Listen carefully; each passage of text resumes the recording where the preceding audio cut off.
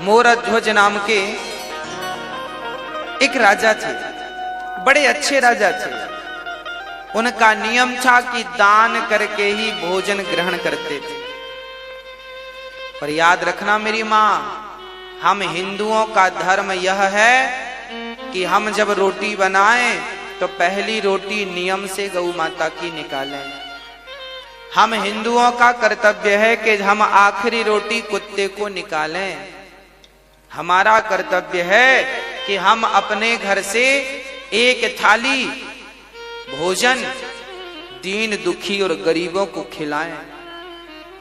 पहले जब हम भोजन करते थे हमारे भारत में, तो हमारे बाप दादा बाहर निकलकर देखा करते थे कि हमारे द्वार पर कोई बैठा तो नहीं है।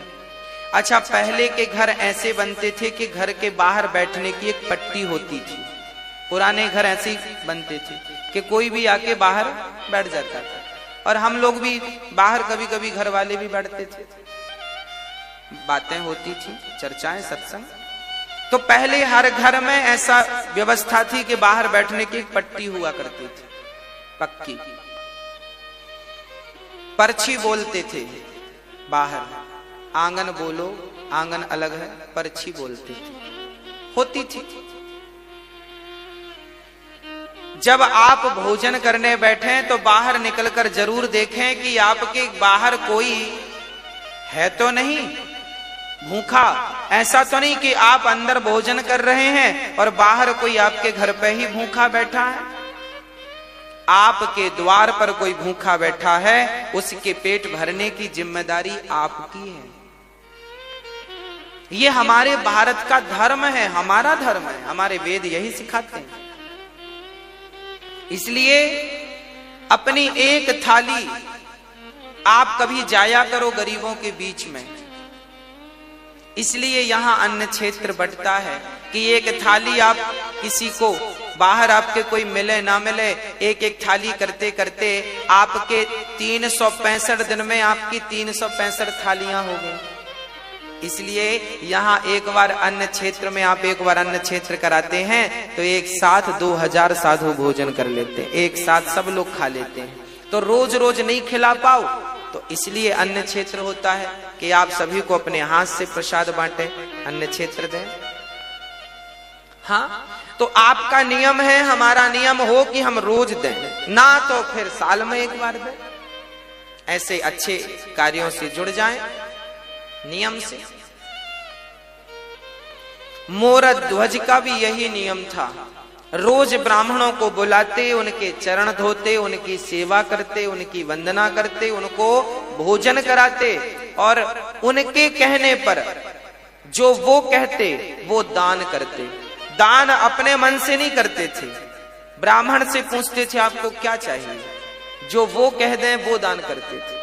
वो कहें कि हमें गाय चाहिए तो गाय दान कर देते थे, वो कहें हमें सोना चाहिए सोना दान, वो कहें हमारे रहने को घर नहीं है तो जमीन दान कर देते थे। राजा थे, ब्राह्मणों से पूछ कर दान करते थे आपको उनके मन का। ऐसे सत्यनिष्ठ राजा मोरध्वज, इनका डंका बजने लगा पूरे दुनिया में। इनके जैसा राजा, इनके जैसा दानी, इनके जैसा धर्मनिष्ठ ना भूतो ना भविष्य। एक दिन जब भगवान श्री कृष्ण थे तब अर्जुन ने कहा, चूंकि धर्मराज युधिष्ठिर ने यज्ञ किया था, उस यज्ञ में सबको भोजन, लाखों लोगों को भोजन कराया था, और इतना दान दिया गया था कि ब्राह्मण लेकर जा ना सके, कुछ छोड़कर चले गए। एक दिन अर्जुन ने बड़े अहंकार से कहा कि कन्हैया, आज तक मेरे भैया जैसा यज्ञ और दान आज तक किसी ने किया है? तो भगवान है। जब अर्जुन ने कहा कि मेरे भाई युधिष्ठिर जैसा यज्ञ, इनके जैसा है कोई धर्मात्मा दानी, तब भगवान मुस्कुरा के बोले, अर्जुन तुम्हारे भाई का नाम तो दानियों में सबसे नीचे है। अब अर्जुन को बड़ा बुरा लगा, इतना दान करने के बाद भी लिस्ट में नीचे नाम। तो अर्जुन ने कहा, फिर ऊपर किसका नाम है?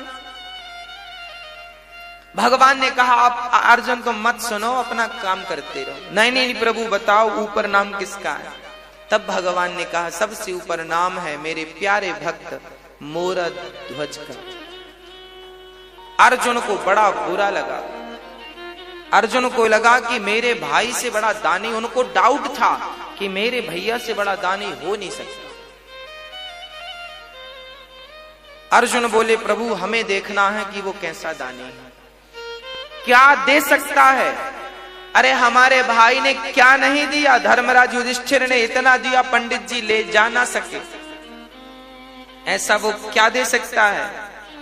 अर्जुन मानने को तैयार नहीं थे। मैं नहीं मानता कि वो दानी है। भगवान बोले तो परीक्षा ले लो। भगवान ने कहा ले लो। अर्जुन ने कहा आपके सहयोग के बिना परीक्षा संभव नहीं है। तो प्लान बनाया गया, यमराज जी को बुलाया गया, यमराज को शेर बना दिया गया, तुम शेर बन जाओ। बूढ़े शेर, दांत टूट गए सारे, और अर्जुन ब्राह्मण बन गए और भगवान श्री कृष्ण भी ब्राह्मण बन गए। 2 पंडित जी और 1 शेर, तीनों चले मोरध्वज के द्वार पर। भिक्षाम देही, भिक्षाम देही, हे राजन हमें भिक्षा दो। तुरंत राजा दौड़कर आए, ब्राह्मण आइए आइए आइए, स्वागत है, मेरे तो भाग्य खुल गए, आप जैसे दिव्य ब्राह्मणों का पदार्पण घर में हुआ। आए, मोरध्वज ने चरण धो करके, ब्राह्मण घर में कभी भी आए तो अपना अहंकार त्याग करके उसके चरण धोकर उसको अंदर ले जाइएगा। जब उसके चरण धोकर अंदर ले जाएंगे तो आपके सारे समस्त पाप नष्ट हो जाएंगे। चरण धोना परंपरा रही है हमारे यहां। एक बहुत बड़े कोई व्यक्ति थे, ज्ञानी, वो भी ब्राह्मण थे। उन्होंने अपनी बेटी की सुंदरता देखी तो एक सुंदरता देखकर एक लेख लिख दिया, मेरी बेटी इतनी सुंदर है, इतनी सुंदर, इतनी सुंदर। जैसे ही वो अपनी बेटी की सुंदरता का निरूपण अपने एक ग्रंथ में कर रहे थे तभी उनको कोढ़ का रोग हो गया। ब्राह्मणों को बुलाया, भाई हम तो देखो बेटी के ऊपर ये ग्रंथ तैयार कर रहे हैं, बेटी कितनी सुंदर है, लोग पढ़ेंगे, हमें कोढ़ क्यों हो गया। तब ब्राह्मणों ने कहा कि बाप थोड़ी बेटी की सुंदरता का वर्णन कर सकता है, अरे सुंदरता का वर्णन तो पति कर सकता है पत्नी की, मेरी पत्नी ऐसी सुंदर है। आप क्या तैयार कर रहे हैं ग्रंथ, आपको उसी पाप से रोग हो गया है, अब ठीक कैसे होगा। बोले सारे ब्राह्मणों को बिठाओ, इनके चरण धो और इनके चरण के धोए हुए जल से स्नान कर लो, अपने आप आपका रोग ठीक हो जाएगा। जब ब्राह्मणों के चरणों के धोने से स्नान किया तब उनका रोग ठीक हो गया।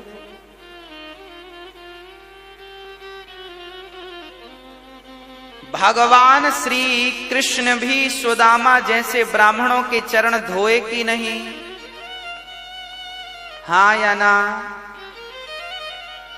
वो तो भगवान थे ना, भगवान को क्या जरूरत थी ब्राह्मण के चरण धोने की। अरे ब्राह्मण तो खुद पांव पड़ते हैं भगवान के, ब्राह्मण तो खुद भगवान के चरणों की धूल मस्तक पर रमाते हैं, ब्राह्मण तो खुद अपने आंसू बहाते हैं भगवान को पाने के लिए।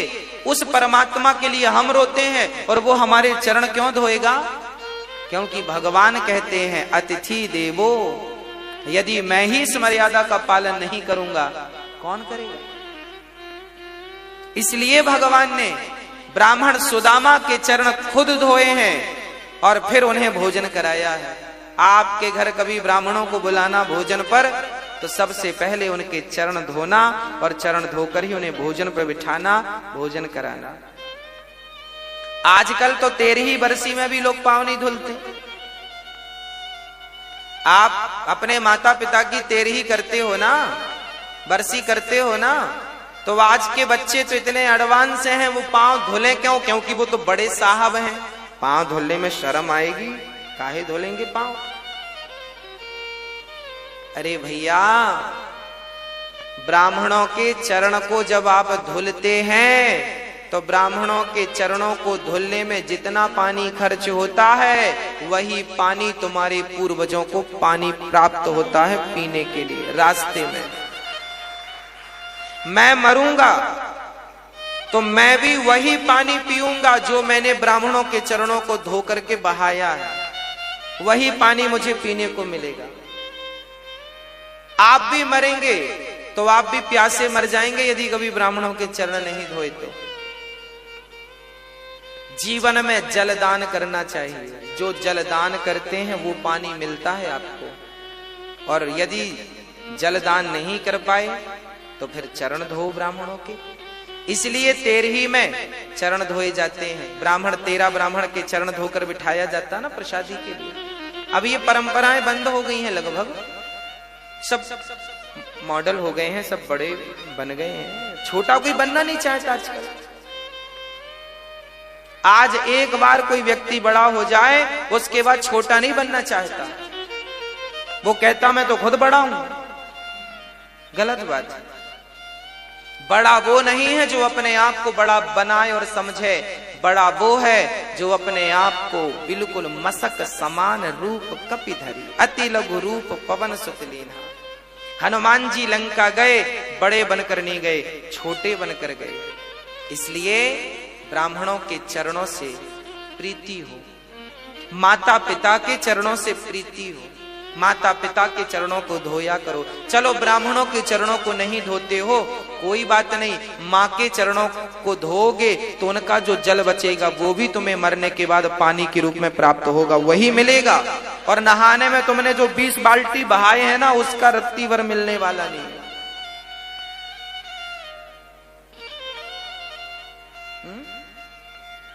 गौ माता को जो पानी पिलाया है वो पानी भी आपको प्राप्त होगा। जरूरतमंदों को जल का दान दिया है वो भी जल आपको प्राप्त, जो दिया है वो मिलेगा, सीधी बात। गाली दी है तो गाली मिलेगी और राम राम दिया है तो राम राम मिलेगा। बस ये समझो कि कांटा चुभोया है तो तुम्हें भी कोई पीछे से चुभोएगा, और तुमने एक चुभोया वो 2 चुभोए, ब्याज भी मिलता है।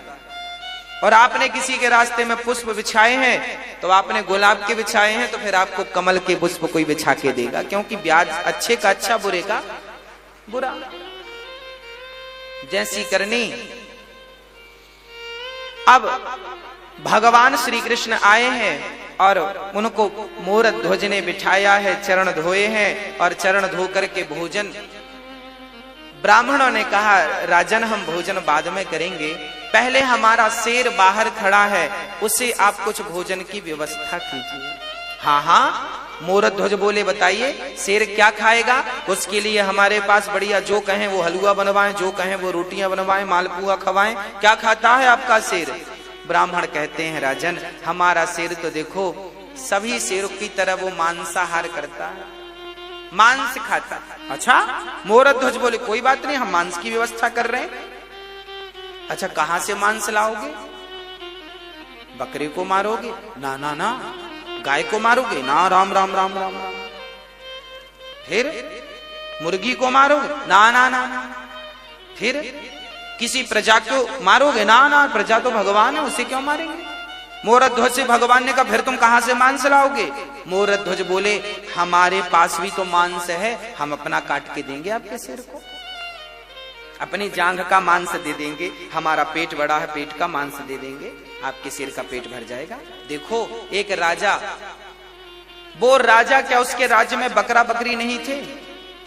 कह देता बकरे को ले लो, बकरा देता हूं मैं। ना, जीव हत्या पाप है, अहिंसा ही परमो धर्म।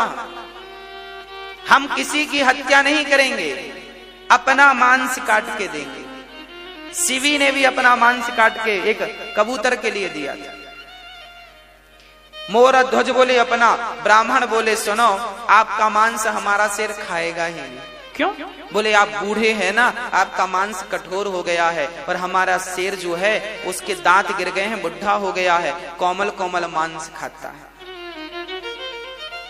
फिर किसका मांस? ब्राह्मणों ने कहा पहले संकल्प लो, दान लेने के पहले संकल्प ले लिया, जो मांगेंगे दोगे। मोरध्वज ने कहा दिया। तो सुनो, आपका बेटा है। हाँ हाँ है, ताम्रध्वज, मोरध्वज का बेटा ताम्रध्वज। अभी उसकी उम्र थी लगभग 5-6 वर्ष की, और अभी 5-6 वर्ष पहले हुआ है, अभी बुढ़ापे में बेटा हुआ था, कोई संतान थी नहीं मोरध्वज की, बुढ़ापे में पुत्र का सुख मिला है। ब्राह्मणों ने कहा कि आपका बेटा है, हमें अपने शेर के लिए आपके पुत्र का मांस चाहिए। बच्चे का मांस बड़ा कोमल होता है, वो बड़ी आसानी से खा लेगा। आप जल्दी से अपने बेटे को लाइए और उसे खड़ा करिए, और सुनो, हमारे शेर के दांत गिर गए हैं तो मांस फाड़ नहीं सकता, इसलिए आप दोनों पति पत्नी अपने बच्चे को बीच से आरे से चीर करके फाड़िए और फाड़ करके मेरे शेर को डालिए। अब तो राजा दंग रह गए। राजा कुछ समझ ना पाए। एक पिता एक माँ अपने बेटे को आरे, चलो बेटे का दान तो बहुत लोगों ने किया है, पर बेटे को आरे से चीरना, और उस बेटे को जो एक ही बेटा हो, बड़ा लाड़ प्यार का बेटा हो। अब तो राजा का दिल जोर जोर से धड़कने लगा। समस्या ये नहीं थी कि बेटे को आरे से चीरना है, समस्या तो राजा के सामने यह थी कि बेटे को जबरदस्ती यदि फाड़ेंगे तो बाल हत्या का पाप लगेगा। किसी को जबरदस्ती मारेंगे तो पाप नहीं लगेगा। तभी देखो हमारे यहां धर्म कैसा है। वो नन्हा सा बालक जो मोर ताम्रध्वज था, वो दौड़ कर आया और पिता से कहने लगा, पिताजी इतना क्या सोचते हैं? आप यही सोच रहे हैं ना कि मैं तैयार हूं अपना मांस देने को या नहीं? राजा बोले, हाँ बेटा, मैं यही सोच, मेरा धर्म संकट यह था कि मैं आपको जबरदस्ती पकड़कर काट दूं, पाप लगेगा। तब ताम्रध्वज ने कहा, वाह पिताजी, अरे पुत्र का जन्म ही इसलिए होता है कि वो पिता के धर्म की रक्षा करे। जिस पुत्र ने अपने पिता के धर्म की रक्षा नहीं की, उस पुत्र का पुत्र होना व्यर्थ है, क्योंकि आपने अपने पिता के धर्म की रक्षा नहीं की।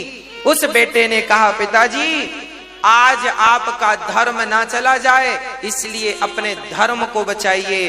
बेटा चला गया तो कल दूसरा बेटा आ जाएगा, पर धर्म चला गया तो दोबारा धर्म लौट कर नहीं आएगा, इसलिए धर्मो रक्षति रक्षति, धर्म की रक्षा करो। ताम्रध्वज खड़ा हुआ, राजा ने आरा लकड़ी चीरने का आरा पकड़ा, पर रानी मां उसे तैयार करना बड़ा कठिन है। जब राजा ने कहा कि हमने ब्राह्मणों को वचन दिया है कि अपने पुत्र का मांस शेर को खिलाएंगे, पत्नी से कहा, क्या तुम इस धर्म में मेरा सपोर्ट करोगी? अच्छा, वो भी कह देती कि मेरा बेटा है, आपकी बस थोड़ी है। वो कहती मेरा भी अधिकार है, मैं नहीं मरने दूंगी इसे, तो भी धर्म का। फिर भी राजा अपने वचन को पूरा नहीं कर सकते थे। पर देखिएगा, तब का पति, तब की पत्नी और तब के पुत्र कैसे हुआ करते थे। पत्नी ने कहा, स्वामी जी आप अपने धर्म की रक्षा कीजिए, मेरे तो ऐसे 100 बेटे आपके धर्म के लिए बलिदान हैं, कुर्बान हैं। आपके धर्म के लिए यदि मैं मेरे पुत्र का, मेरे ममत्व का बलिदान देना पड़े तो मैं अपने ममत्व का बलिदान दे दूंगी। खड़ा कर दिया बेटे को, बेटे की मर्जी से, और आरा रखा गया, आरा चीर करके। अब आरा सिर पे रखा, और जैसे ही आरा चलाने लगे, उस नन्हे से बच्चे ने कहा, पिताजी एक पल के लिए रुक जाइए, मां रुक जाइए। अंदर से गया और रुई लेकर के, रुई कान में लगा दी मां के पिता के कान में।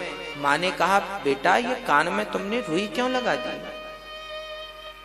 पिता ने कहा, बेटा ये मेरे कान में रुई क्यों लगाई? तब उस नन्हे से ताम्रध्वज ने कहा, पिताजी, माँ जी, जब आप आरा चलाओगी ना, तो हो सकता है मैं दर्द के मारे चीखूं, हो सकता है मैं चिल्लाऊं, पर माँ मैं कितना भी चीखूं, मैं कितना भी चिल्लाऊं, मैं चाहता हूं कि मेरी चीख आपके कान तक ना जाए, इसलिए मैंने रुई लगा दी, क्योंकि कान तक मेरी चीख चली गई तो आप आरा चलाना रोक दोगे, और आरा चलाना रुक गया तो आपका धर्म ही संकट में पड़ जाएगा। और मैं नहीं चाहता कि मेरी कोई चीख आपके धर्म पर कोई बाधा बने, रुकना नहीं चाहिए आरा। बस खड़े हो गए ताम्र ध्वज, आंख कानों में रुई लगाई, और वो माता पिता अपने धर्म की रक्षा के लिए अपने पुत्र को ही बीच से चीर दिया। देखते देखते खून की पिचकारियां निकलने लगी, कभी वो माँ के मुंह को भिगाए तो कभी पिता के मुंह को भिगाए, और वो पिचकारियां निकलती जा रही हैं और आरा चलता जा रहा है। ये भारत की सत्य घटनाएं हैं, ऐसा हुआ है, ऐसा भारत था हमारा। दर्शन करो इस भारत का, ऐसा भारत कि धर्म के लिए पुत्र तैयार हो गया, और धर्म के लिए माँ बाप ने बच्चे को आरे से, चूंकि वचन दे दिया था कि मैं आपको, आपके शेर को मांस दूंगा, 2 भागों में काट दिया। अब रानी रोने लगी, अब बच्चे को जब देखा तो रोने लगी। ब्राह्मणों ने कहा खबरदार, यदि आप रोए तो हमारा शेर मांस खाएगा नहीं, चला जाएगा भूखा, आपको रोना नहीं है। अब देखो, माँ ने बेटे को आरे से चीरा है, बेटा मर गया है, पर शर्त यह है कि इसके मरने पर रोना नहीं। अरे रोकर ही अपना दुख कम कर लेती वो माँ, पर रोने में भी पाबंदी लगा दी। ब्राह्मणों ने कहा इसका दायां भाग उठाकर मेरे शेर को डाल दो और बायां भाग ले जाकर फेंक दो। तब उस मां की आंखों से एक आंख से आंसू निकल गए। ब्राह्मणों ने कहा मां रोई क्यों? तब कहा उस मां ने, मेरे पुत्र का एक अंग तो आपके काम आ सका, पर दूसरा अंग आपके काम ना आ सका, इसलिए आंखों से आंसू निकल आए। शेर ने उस मांस को खा लिया और अब ब्राह्मण बड़े प्रसन्न हुए। ब्राह्मणों ने कहा राजन, अब हमें भी भूख लग रही है, अब हमें भोजन परोसो। राजा रानी ने थाल लगाई और ब्राह्मणों को परोसा, और ब्राह्मण जैसे ही रोटी तोड़कर अपने मुंह तक ले गए, वापस रख दिया। ब्राह्मणों ने कहा राजन, हम आपके घर भोजन नहीं करेंगे। क्यों नहीं करेंगे? क्योंकि आप हत्यारे हैं। कौन सी हत्या? आपने अभी अभी अपने बच्चे को मारा, और हत्यारों के घर हम भोजन नहीं करते। ये कहकर ब्राह्मण जाने लगे। तब मोर ध्वज चरणों में गिर पड़ा, महाराज मेरे घर से अतिथि भूखा चला जाएगा तो मेरे जीवन भर की भक्ति, जीवन भर का पुण्य आज बेकार हो जाएगा। ब्राह्मण देवता मेरे घर से आप भूखे ना जाइए, आप भूखे ना जाइए। ब्राह्मणों ने कहा आप हत्यारे हो। अरे मोरध्वज ने कहा मैंने हत्या नहीं की, आपने ही तो कहा था। हमने कुछ नहीं, हम नहीं जानते। हमने कहा जरूर था, पर आपने तो हत्या की है, तो हत्या का तो पाप लगेगा, और तुम जैसे बाल हत्यारे को घर हम भोजन करेंगे, ये कहकर जाने लगे। तब मोरध्वज ने विचार किया, बात तो सही है, मैंने अपने धर्म की रक्षा के लिए अपने माथे पर पुत्र की मृत्यु का कलंक ले लिया। लोग क्या कहेंगे, कैसा राजा है, अपने धर्म के लिए अपने पुत्र को मार डाला। ये कहकर राजा रोने लगे, हे विधाता कैसी कठिन परीक्षा ले रहे हो, ये हत्या का पाप मेरे माथे पे लगेगा तो मैं कैसे जीवित रहूंगा। ये कहकर कि राजा मूर्छित हुए, और जब होश आया तो उन राजा ने कहा, हे विधाता, हे ईश्वर, यदि मैंने आज तक सपने में किसी का दिल ना दुखाया हो और मेरे घर से कोई अतिथि आज तक संतुष्ट होके ना गया हो, मैंने सदा संतुष्ट करके भेजा है सबको, आज तक यदि मेरी सेवा पूजा से आप प्रसन्न हैं तो हे नाथ मुझे से धर्म संकट से उबारिए। और कहते कहते मोरध्वज ने कहा, बेटा ताम्रध्वज, एक बार तूने मर करके अपने पिता के धर्म को बचाया है, पुत्र एक बार जीवित होकर अपने पिता के धर्म को बचा ले। यदि आज तू जीवित नहीं हुआ तो तेरे पिता का धर्म चला जाएगा, तेरी मृत्यु व्यर्थ हो जाएगी। ये कहकर मोरध्वज नीचे गिरे। तभी अंदर से आवाज आ गई, पिताजी मैं मरकर भी आपके धर्म की रक्षा करूंगा और जिंदा होकर भी आपके धर्म की रक्षा करूंगा। अंदर से दौड़ता हुआ उनका बेटा आया और पिता ने हृदय से लगा लिया और पलट कर देखा तो ना वहां कोई शेर था, ना कोई ब्राह्मण थे, वहां तो स्वयं भगवान श्री कृष्ण शंख चक्र गदा पद्म लेकर के खड़े थे, चतुर्भुज रूप में खड़े थे। अर्जुन की आंखों में आंसू गिर रहे थे, झरझर आंसू निरंतर गिर रहे। मोरध्वज बोले, प्रभु आप? हाँ। मोरध्वज रोने लगे, वाह प्रभु, क्या आपको भी मुझ पर भरोसा नहीं था जो आप मेरी परीक्षा लेने चले आए? अरे कम से कम आपको तो भरोसा होना चाहिए था। भगवान रोने लगे, मोरध्वज यदि मैं सबसे कहता कि तू सबसे बड़ा दानी है तो कौन मानता, पर आज तूने साबित करके सिद्ध करके दिखा दिया कि इस धरा पर, इस सृष्टि पर आपके जैसा दानी ना भूतो ना भविष्यति, ना हुआ था, ना हुआ है, ना कभी होगा। अब तो हृदय से लगा लिया भगवान ने। और अर्जुन तो बड़े शर्मिंदा हो गए, जो अपने भाई युधिष्ठिर को दानी कह रहे थे। आज इन्हें पता लगा कि ये दानी नहीं, मोरध्वज दानी। हाँ, मोरध्वज जैसा कोई दानी नहीं, सबसे बड़े दानी मोरध्वज। इसलिए धर्मो रक्षति रक्षिता,